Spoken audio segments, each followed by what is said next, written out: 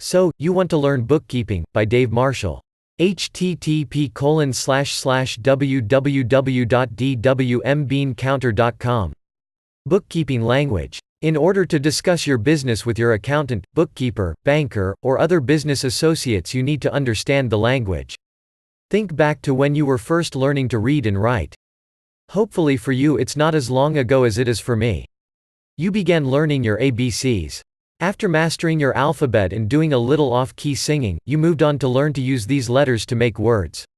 You then proceeded to learn to make sentences from words and then on to paragraphs, documents, and even term papers. This tutorial is going to use this same approach for introducing you into the world of bookkeeping.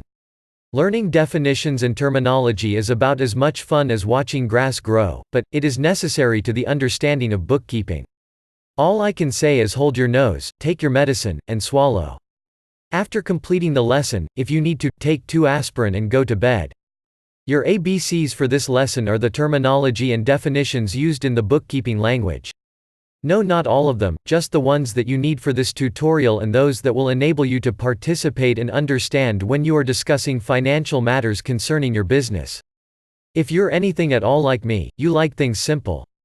People also don't need to dazzle and impress me with their wealth of knowledge by using big words that I don't understand. I don't think I'm one that could dazzle you even if I wanted to. Some of the definitions and terminology you will be presented will have a formal and an informal definition. The formal definition is a definition you would find in an accounting textbook or formal course. The informal definition is my attempt to simplify. In addition, in instances where additional clarification is needed, I'll try to provide an examples that you can relate to that will help you attach this term to one of your many brain cells.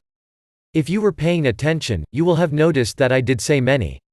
Even though you don't know bookkeeping yet, I'm sure you're a smart gal or guy. Special thanks to Ron Leishman for the cartoons. http://www.tunaday.com